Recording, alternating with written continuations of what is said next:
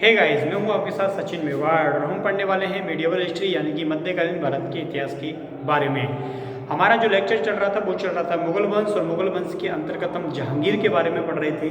और जहांगीर से संबंधित जो लेक्चर है वो हमने पिछली वीडियो में पढ़ लिया था, और आज हम उससे आगे शुरू करने वाले हैं। यानी कि हमने वो ख़त्म किया था नूरजहाँ पर, तो आज हम नूरजहाँ से ही इसको आगे शुरू करते हैं और जहांगीर के इस टॉपिक को आज फिनिश करते हैं। तो जानते हैं नूरजहाँ की शासन व्यवस्था में भूमिका, नूरजहाँ किस प्रकार जहांगीर के शासन का अधिग्रहण कर लेती है, ठीक है। और उसकी मृत्यु के पश्चात, किसकी मृत्यु के पश्चात, जहांगीर की मृत्यु के पश्चात उसको 2 लाख रुपए की वार्षिक पेंशन देकर शाहजहाँ राजनीति से अलग कर देता है। तो इन सारे टॉपिकों पर हम चर्चा करने वाले हैं। उम्मीद है लेक्चर आपको पसंद आएगा, तो सुनते रहिए। मुगल वंश को देखिए तो नूरजहाँ, मैंने नूरजहाँ के बारे में आपको थोड़ा बहुत उस दिन जब मैं जहांगीर का वीडियो आपको करा रहा था तो उस दौरान मैंने इसके बारे में आप लोगों को विवरण दिया था कि 1577 में कांधार में इसका जन्म हुआ था। नूर महल, नूरजहाँ, बेगम शाहजहाँ, इसकी क्या थी, उपाधियाँ थी। तो ये सारी चीज़ें मैंने आप लोगों को बता दी थी। लेकिन इससे आगे बढ़ते हैं, हम करते हैं नूरजहाँ के विवाह की बात, ठीक है। किसकी बात कर रहे हैं, नूरजहाँ के विवाह की बात कर रहे हैं कि नूरजहाँ का जो विवाह है वो किसके साथ हुआ था, ठीक है। तो देखिए इनका विवाह हुआ था अली कुली के साथ, समझना बात को, अली कुली के साथ हुआ। आप लोग सोचोगे क्या फिर ये इसकी शादी जहांगीर के साथ नहीं हुई थी? नहीं, इसकी जो पहली शादी है वो किसके साथ हुई थी, अली कुली के साथ हुई थी। अली कुली के साथ हुई थी, लेकिन अली कुली जो है उसकी क्या हो जाती है, जल्दी ही मृत्यु हो जाती है। और जब इसकी मृत्यु हो जाती है तो उसके बाद, ठीक है, उसके बाद 1611 में, उसके बाद 1611 में कितने साल की हो जाती है 1611 में ये, तो इसकी उम्र उस समय 34 बरस की थी, ठीक है। ये कितने साल की थी, 34 बरस की थी। 1611 में जहांगीर के साथ विवाह कर लिया।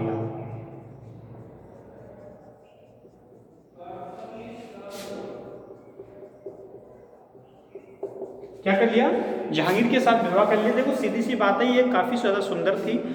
जब इसके पति की जब मृत्यु हो जाती है, जब वो पति की मृत्यु के पश्चात इसको जो बेगम है उसकी सेवा में लाया जाता है। किसकी बेगम, अकबर की जो बेगम है उसकी सेवा में लाया जाता है। और वहाँ ये सेवादार की क्या करती है, नौकरी करती है।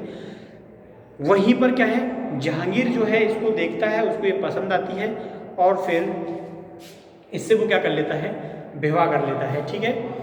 उसके बाद इसका जो प्रभाव है वो चढ़ने लगता है जहांगीर के ऊपर, क्योंकि जहांगीर इसकी शादी के बाद सब कुछ जो है वो भूल गया था, और उसने शासन व्यवस्था जो है उसको एक तरह से छोड़ दिया, और उसको पीछे से कौन संभालने लगी, नूरजहाँ संभालने लगी, ठीक है। तो नूरजहाँ उस शासन को संभालने लगती है, और यहाँ तक कि वो झरोखे में भी आने लगी थी, राज दरबार के निर्णयों का भी जो है आकलन करने लगी थी, क्या हो रहा है दरबार में, क्या नहीं हो रहा। ये सारी बातें पर्दे के पीछे से नूरजहाँ चला रही थी, ठीक है। तो नूरजहाँ का प्रभाव मुगल दरबार में बहुत ज़्यादा बढ़ जाता है। यहाँ तक कि एक बार जहांगीर ने ये बात बोली थी कि मुझे शेर, शराब और शेर मतलब शेर जानते हैं, सभा बोलते हैं उसको, तो शेर, शराब और शेर मांस के अलावा मुझे कुछ नहीं चाहिए, ठीक है। वो चला मुझे मांस दे दो और मुझे दारू दे दो, उसके बाद मैं पीऊँ, मस्त रहूँ आराम से, मुझे किसी भी चीज़ की कोई ज़रूरत नहीं है। बहुत सारे सरदारों के द्वारा उसे समझाया गया, देखो तुम एक राजा हो और तुम एक महिला के प्रभाव में आना तुम्हारे लिए शोभा नहीं देता। लेकिन उसने कहा कुछ नहीं, अब ठीक है, अब कुछ नहीं, सब कुछ है, सत्ता है, शासन है, एक बहुत अच्छी पत्नी है, और क्या चाहिए मुझे, ठीक है। तुम लोग ज्ञान मत दो, अपना काम करो।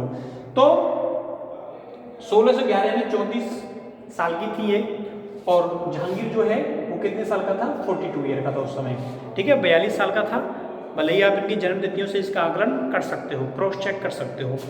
तो के साथ क्या कर दिया, विवाह ये कर लेता है। चलिए विवाह कर लिया। लेकिन आप लोगों को ये बात याद रखनी है कि जब इसका जहांगीर के साथ क्या किया जाता है, विवाह किया जाता है, ठीक है। क्या किया जाता है, जब इसका जहांगीर के साथ विवाह किया जाता है तो होता क्या है, इनकी पहले से एक पुत्री थी।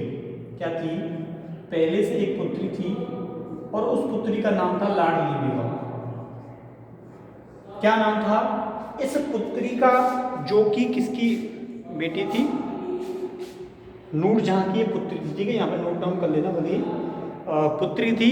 तो फिर शादी से पहले ही ये पुत्री हो गई थी, तो जहांगीर ने इसको क्या कर लिया? एक्सेप्ट कर लिया। तो बोले कि लाडली बेगम का क्या करें? हम कुछ नहीं करें, शहरयार से शादी करा दो। तो लाडली बेगम की शादी किससे करा दी? शहरयार से करा दी। ठीक है, जब मैंने इसके पुत्रों के बारे में जब विवरण बताया था तो उसमें क्या है, इसका उल्लेख किया था शहरयार का। तो शहरयार से क्या करा दी? शादी करा दी। देखिए, एक ही घर में दोनों आ गई। ठीक है, अब देखिए, लाडली बेगम से शादी कर ली शहरयार ने और नूरजहां से शादी कर ली जहांगीर ने। अब देखिए, कोई भी महिला इतने समय तक अपने प्रभाव को अगर बना के रखती है तो निश्चित ही उसके अंदर बहुत सारी क्या होती हैं, मानसिक तौर पर उसकी जो कूटनीति होती है वो सफल होती है। वो सुंदर रानियां तो बहुत होती हैं, सुंदरता का तो आप लोग आकलन नहीं कर सकते। ठीक है, आजकल इस जमाने में अगर आप लोग देखो तो 60% से ज़्यादा जो महिलाएं हैं वो क्या हैं, खूबसूरती के दायरे में आती हैं। लेकिन सबका प्रभाव तो नहीं होता। इन्हीं का क्यों? क्योंकि कोई खास वजह थी कि विधवा होने के बाद एक लड़की उस पर ऑलरेडी होने के बाद जहांगीर ने इससे क्या किया था? विवाह किया था। ठीक है, तो लाडली बेगम क्या थी? इसकी पुत्री थी, जिसकी जो शादी है वो किसके द्वारा किससे करा दी गई? शहरयार से करा दी जाती है। ठीक है, अब देखिए कुछ समय के बाद क्या होता है, एक बीमारी हो जाती है। किसको? एक बीमारी हो जाती है जहांगीर को। तो जहांगीर क्या करता है? जहांगीर होता है ना, ये बहुत सारी बीमारियां होती हैं तो लोग कान छिदवा लेते हैं। ठीक है, यहाँ पे उनको ऐसा बताते हैं कि कान छिदवा लेते हैं तो उससे बीमारियां नहीं होती। कुछ लोग ये कहते हैं कि जो पुत्र होता है, अगर कोई किसी का इकलौता पुत्र है, अगर वो अपने कान छिदवा लेता है तो उससे बीमारियां दूर रहती हैं, यहाँ तक कि मृत्यु तक नहीं होती। ऐसे सारे जो कथाएं हैं वो इन चीज़ों से पीछे जुड़ी हुई हैं। तो एक बार क्या है, जहांगीर बीमार पड़ गया था। जब बीमार पड़ गया तो किसी ने थ्योरी दी कि आप अपना कान छिदवा लीजिए और आप बिल्कुल सही हो जाएंगे। तो इन्होंने क्या किया? कान छिदवा लिया, और कान छिदवा लिया तो उसके कुछ समय के बाद क्या हो गए? ये सही हो गए। तो दरबार में बहुत सारे लोग थे, उनके ये क्या हो गया? कान छिदवा लिया, सही हो गया उनका कान छिद। तो कान छिदवाना इनके समय में क्या बन गया? एक फैशन बन गया। उस समय लोग इसमें कोई सोने की बाली पहनता, कोई चांदी की बाली पहनता था, कोई कैसी पहनता था। तो ये क्या बन गया? फैशन बन गया उस समय। ठीक है, और वो फैशन कब तक चल रहा है? आज तक चल रहा है, अब तक चल रहा है। आप लोग देखते हैं बहुत सारे लोग कानों को छिदवा के रखते हैं। और आप पश्चिमी राजस्थान में जाओगे, सिरोही साइड में जाओगे तो यहाँ तो 100 में से आपको 90 लड़के जो हैं वो कान छिदे मिलेंगे।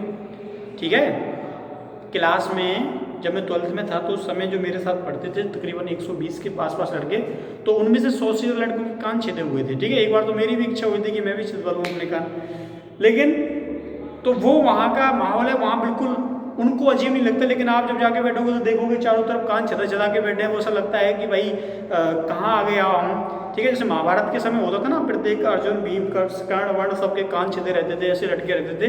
तो सोचो आज ऐसा होता, अगर आज ऐसा होता तो आजकल के लड़के भी छिदा के कुंडल लटका के घूम रहे होते।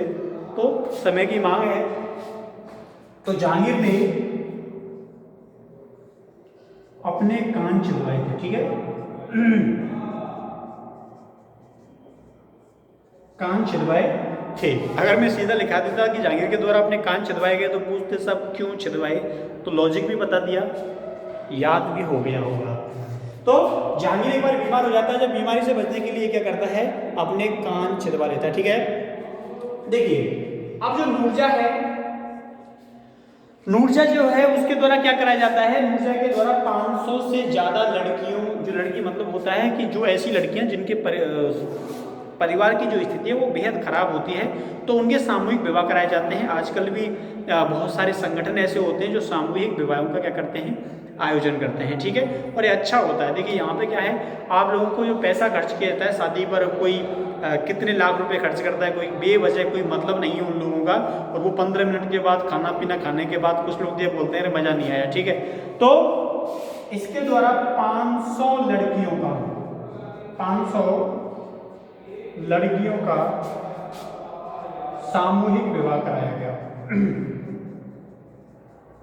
विवाह कराया गया, ठीक है। कितनी लड़कियों का सामूहिक विवाह कराया जाता है? तो 500 लड़कियों का इसके द्वारा क्या कराया गया? सामूहिक विवाह कराया गया। तो इसलिए इसके उस समय इसको गरीबों के लिए हितैषी माना जाता था।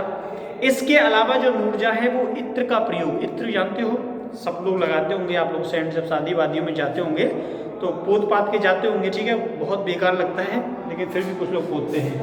तो इत्र का प्रयोग, इत्र का प्रयोग का मतलब होता है बनाना। इसने इत्र का प्रयोग बना, इत्र जो है इत्र का निर्माण करती थी, उसका प्रयोग भी करती थी, इत्र का प्रयोग करती थी। अब इससे मतलब ये होता है, इत्र के प्रयोग से मतलब ये होता है कि कुछ इतिहासकार तो ये कहते हैं कि नूरजहां जो है वो इत्र का क्या है? आविष्कारक है भारत के अंदर, ठीक है। तो इत्र के प्रयोग या इत्र बनाना जो है ये जानती थी। ऐसे ही गुलबदन बेगम के बारे में भी ये वक्तव्य दिया जाता है, ठीक है। आजकल के जो ऐड आते हैं टीवी पर आप लोग देखते हो ना, ऐसे ऐसे करके सेंट लगाया और फिर जो पीछे क्या होता है वो स्थिति ज़्यादा भयंकर होती है। लेकिन गांव में मत लगा लेना, ऐसे ऐसे किया तो फिर आप लोगों को कहीं भूत चांडाल के पास ले जाना पड़ेगा, फिर आप लोग खेलते नजर आएंगे। तो ये स्थिति हो गई, समझ में आई? अगर कुछ स्क्रीनशॉट लेना चाहते हैं तो जरूर ले सकते हैं, फिर बाद में हम इसको रफ कर देंगे, ठीक है। चलिए, तो वो फैक्ट भी आप लोगों को लिख लेना है कि जहांगीर ने बोला था ना कि मुझे शेर मांस और शेर शराब के अलावा कुछ नहीं चाहिए। तो वो लोग आप लोग लिखना चाहो तो लिख सकते हो, मैं बार बार बोल रहा हूँ, लिखना चाहो तो, क्योंकि सीखना जरूरी है। चलिए अब देखते हैं नूरजहां गुट के बारे में बात करते हैं। नूरजहां का एक गुट होता है, ठीक है। नूरजहां का क्या होता है? एक गुट होता है। तुम लोग भी तो अपना अपना गुट बना लेते हो, एक दो, कोई किसी का एक का ही गुट होता है, वो खुद ही मतलब अपनी मस्ती मस्त, कोई 2 का गुट, कोई 3 का गुट, कोई 4 का गुट, ठीक है। अब देखिए नूरजहां गुट, ये नूरजहां गुट क्या है, क्या मतलब है इस बात का, इसको क्या जरूरत पड़ गई, ठीक है। देखिए इसको जुंटा, जुंटा जनता, जनता गुट भी कहा जाता है, गुट भी कहा जाता है, ठीक है। बिल्कुल साफ दिख रहा है ना आप लोगों को, ऐसा तो नहीं कि उल्टा सीधा दिख रहा हो, ठीक है। अब देखिए नूरजहां गुट को क्या कहा जाता है? जनता गुट या जुंटा गुट भी कहा जाता है। अब इसमें कौन कौन से लोग जो थे वो शामिल थे और उस गुट का उल्लेख किसने किया है? देखिए, तो इस गुट का जो उल्लेख है वो किताब है, और किताब का नाम क्या है? History of Jahangir.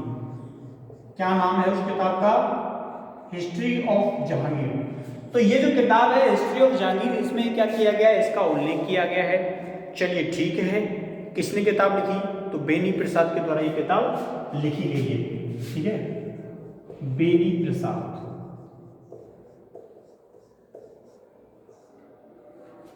बेनी प्रसाद ने ये बात लिखी हुई है कि नूरजहां के द्वारा एक गुट जो है उसका क्या बनाया था? निर्माण करा था, ठीक है। इसमें कौन कौन शामिल थे? तो इसमें आसफ खां था, ठीक है, खुर्रम था, इरादुद्दौला था, इसके माता पिता थे तो खुर्रम,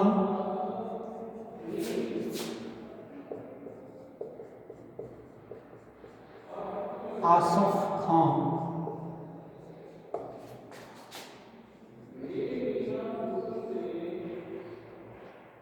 इरादुद्दौला, जैसे लोग इस गुट में शामिल थे।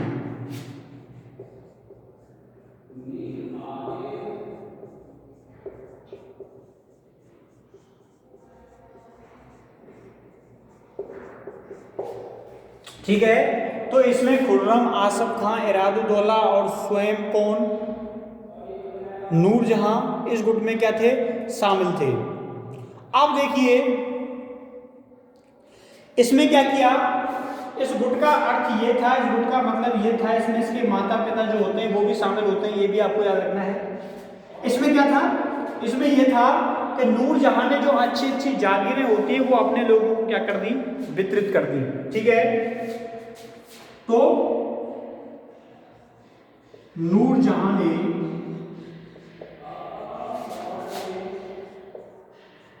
भारत की सबसे अच्छी जागीरें, भारत की सबसे अच्छी का मतलब होता है जहां से ज्यादा पैसा मिलता है। ठीक है, सबसे अच्छी जागीरें अपने लोगों को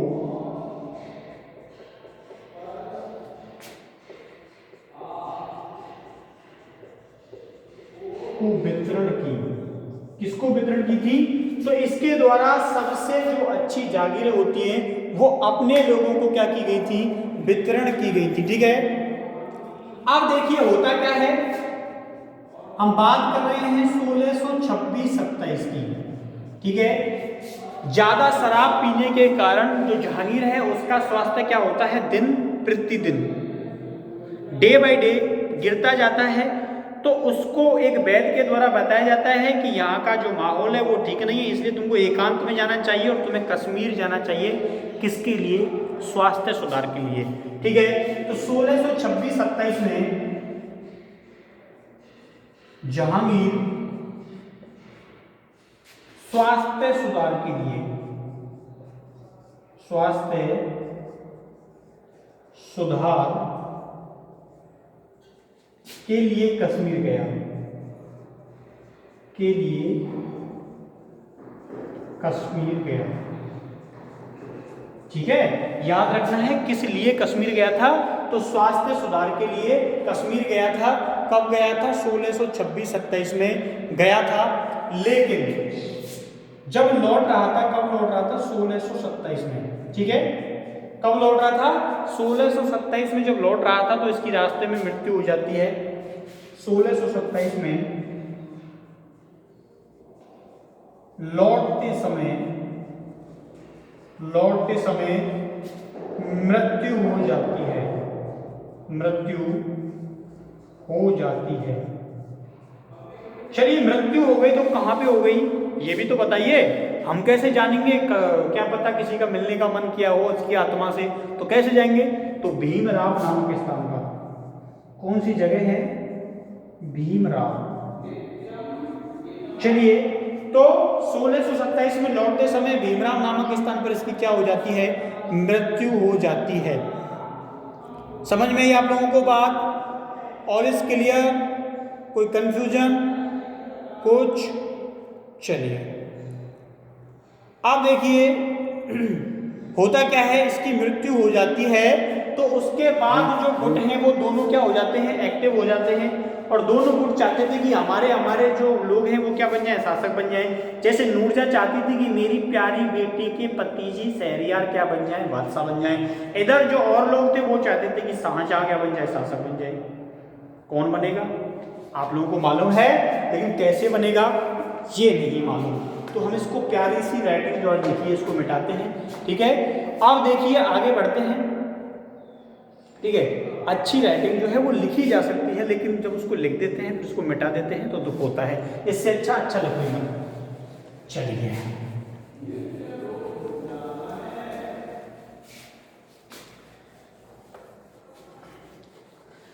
तो देखिए कुछ अजीब दिखाते हैं।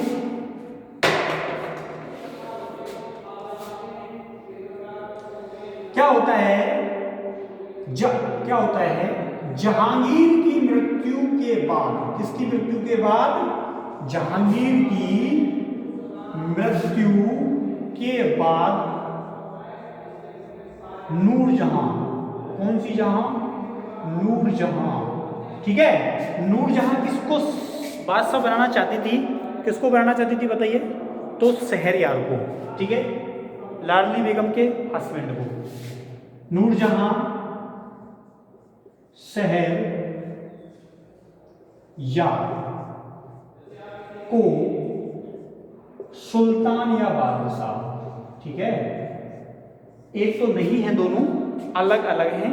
सुल्तान अपने ऊपर, चलिए समझ गए होंगे, सुल्तान अपने ऊपर किन्हीं लोगों को मानता है लेकिन बादशाह अल्लाह के अलावा किसी को नहीं मानता। तो शहरयार को सुल्तान बनाना चाहती थी, बनाना चाहती थी, लेकिन दरबार के अन्य लोग, दरबार के अन्य लोग शाहजहां, शाहजहां को बादशाह, ठीक है, शाह शब्द शुरू में जुड़ा हुआ है, तो बादशाह बनाना चाहते थे। क्या चाहते थे? बादशाह बनाना, मतलब किला इंग्लिश में कहते हैं, बनाना चाहते थे। समझ में आ गई आप लोगों को बात? तो क्या बोलते हैं, नूर जहां जो थी वो किसको बनाना चाहती थी? शहरयार को बनाना चाहती थी, लेकिन जो बाकी के लोग हैं वो किसको बनाना चाहते थे? शाहजहां को बनाना चाहते थे। ठीक है, समझ में आई आप लोगों को बात? चलिए चलें, कहां चलें? दक्षिण चलते हैं। आप लोगों को मालूम होना चाहिए, जब मैंने नूरजहां के गुट को अभी लिखाया था कुछ देर पहले, तो मैंने उसमें आसफ खां का नाम लिखा था, लेकिन आसफ खां क्या होता है, बाद में उस गुट से निकल जाता है। कहाँ से निकल जाता है? जो नूरजहां का गुट था उसमें पहले आसफ खां और खुर्रम दोनों शामिल होते हैं, लेकिन बाद में दोनों निकल जाते हैं। ऐसे ही जो शासक बनाने वाले होते हैं शाहजहां को, तो उसमें एक महत्वपूर्ण नाम होता है आसफ खां का। आसफ खां के द्वारा ही सबसे पहले संदेश भिजवाया गया था, किसके पास? शाहजहां के पास। शाहजहां खां था उस समय, तो शाहजहां उस समय दक्षिण में था, दक्कन के प्रदेशों में था। ठीक है, तो यहां पे कोष्टक में लिख लेना आसफ खां। तो निमंत्रण किसके द्वारा भेजा गया? आसफ खां के द्वारा। अब देखिए, जब ये बात पता चलती है किसको? शाहजहां को। तो शाहजहां आता है, तो उसके बाद उसको आसफ खां बोलता है, देखो तुम्हारा एक सबसे बड़ा शत्रु इस समय कौन है? शहरयार है। तुम क्या करो, शहरयार के पास जाओ और उसका इलाज करके आओ। तो उस शहरयार के साथ क्या किया जाता है? लाहौर था उस समय, शहरयार, लाहौर पर आक्रमण किया गया और शहरयार की दोनों आंखें निकाल के जेब में रख ली। किसने? शाहजहां ने, यानी कि इसको अंधा करवा दिया। सीधी सी परिभाषा ये है, आपको याद रखना है कि शहरयार को अंधा करवा दिया गया। ठीक है, अंधा करवा दिया गया। बेचारी लाडली बेगम ने बहुत सेवा की थी बाद में इसकी। अब देखिए, अंधा तो करवा दिया, बिना सर्जरी के वैसे ही चाकू घुसा के आंखें निकाल लेते थे पहले। ठीक है, सोचो कितना आरामदायक, ये कष्टदायक ऑपरेशन रहता होगा। तो देखिए, और जो नूरजहां थी, देखिए सबसे ज्यादा बेचारा वो शहरयार था, वो क्या चाहता था? शासक बनना। कौन बनाना चाहती थी? नूरजहां बनाना चाहती थी, लेकिन देखिए नूरजहां के साथ कुछ नहीं किया जाता, उसको कुछ नहीं कहा जाता, और इसको 2 लाख रुपए की वार्षिक पेंशन और दी जाती है। क्या कहने? ठीक है, केवल सुंदरता का कमाल है। तो नूरजहां को 2 लाख रुपए वार्षिक पेंशन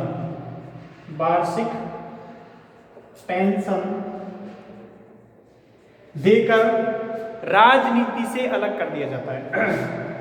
पेंशन देकर राजनीति से अलग कर दिया जाता है। समझ में आया आपको? कितने रुपए दिए थे? 2 लाख रुपए। 2 लाख रुपए। ठीक है, और नूरजहां की मृत्यु जो है वो कब हो जाती है? तो 1645। ठीक है, 16454561 1645 में क्या हो जाती है? मृत्यु हो जाती है इसकी। ठीक है, चलिए देखिए, नूरजहां भी मर गई, जिसके ऊपर हमने लेक्चर शुरू किया था। तो नूरजहां की मृत्यु हो जाती है और इन दोनों को कहाँ पे दफनाया गया था आप लोगों को मालूम होना चाहिए, लाहौर में। कहाँ पे? लाहौर में जहांगीर की कब्र की बगल में ही नूरजहां की कब्र बनाई गई थी और इसको क्या किया? दफना दिया गया। ठीक है, और इन्होंने, इनकी आत्मा जो है वो कब्र के अंदर ही क्या होगी? बंद होगी, क्योंकि इस्लाम ये कहता है कि जब तक क्या नहीं होगा, क्या नहीं होगा, प्रलय होगी ना, जब तक प्रलय नहीं होगी तब तक सब लोग अपनी कब्रों के अंदर क्या रहेंगे? आराम से सेफ मस्त रहेंगे। ठीक है, एक शब्द का इस्तेमाल कर रहे हैं, वो आ नहीं रहा। ठीक है यार, तो 1645 में क्या हो जाती है? मृत्यु हो जाती है। लाहौर लिख लेना तुम लोग, लाहौर में जहांगीर की कब्र की बगल में इसकी कब्र को दफना दिया जाता है और इस प्रकार नूरजहां की शासन व्यवस्था जो कुछ समय तक चली थी उसका भी क्या हो जाता है? द एंड हो जाता है। और ताजमहल को बनवाने वाले जाने पहचाने वास्तुकार महान शासकों में शामिल शाहजहां गद्दी पर बैठ जाते हैं। ठीक है, कौन बैठ जाते हैं? शाहजहां गद्दी पर बैठ जाते हैं। तो आप लोग इसका स्क्रीनशॉट लेना चाहो तो ले सकते हो। ठीक है, ठीक है, ठीक है, ठीक है, आगे चलें अब, या कुछ और समझना है, कुछ और जानना है? तो ये था जहांगीर के बारे में, नूरजहां के बारे में, और किसी के बारे में अगर आप लोगों को समझना है तो आप लोग मुझे कमेंट्स करके बता सकते हो। ठीक है, अगर कोई भी चीज़ अगर हमसे रह गई हो, ध्यान नहीं रहा हो, तो आप लोग बता सकते हो। जैसे कि एक महावत खां होता है, महावत खां कौन होता है? वजीर की भूमिका निभाता है। ठीक है, तो उसने क्या किया था? जब ये अज्ञातवास पर नहीं, कहाँ गया था? कश्मीर गया था स्वास्थ्य सुधार के लिए, तो महावत खां ने उसको क्या कर लिया था? बंदी बना लिया था। ठीक है, लेकिन बाद में नूरजहां जाती है, बाद में नूरजहां जाती है और दोनों क्या करते हैं? आपस में बातें करके महावत खां को षड्यंत्र के द्वारा फंसा के इसके सामने तुर्की भाषा का इस्तेमाल करके इसकी सेना में विद्रोह करा के जहांगीर को बचा लाता है। तो महावत खां के बारे में भी आपको थोड़ा बहुत याद रखना है। ठीक है, बाद में इसका पीछा किया जाता है और महावत खां कहाँ चला जाता है? भाग के शाहजहां के पास चला जाता है। शाहजहां कहाँ था? दक्षिण में था, दक्कन में था। ठीक है, अगर जहांगीर से संबंधित और भी कोई क्वेश्चन हो तो आप लोग जरूर पूछिएगा, अगर नहीं है तो अच्छा है।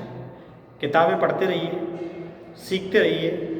ज्ञान हमेशा फ़ायदेमंद होता है और ज्ञान का कोई अंत नहीं होता। इससे भी ज़्यादा अगर आप लोगों को जानना है जहांगीर के बारे में तो जहांगीर की आत्मकथा पढ़ सकते हो। जहांगीर के ऊपर बहुत सारी किताबें लिखी हुई हैं। ठीक है, हिस्ट्री ऑफ जहांगीर लिखी हुई है, वो भी आप पढ़ सकते हो। ठीक है, मुग़ल सल्तनत के बारे में बहुत सारी किताबें लिखी हुई हैं, 100-200, वो भी आप पढ़ सकते हो।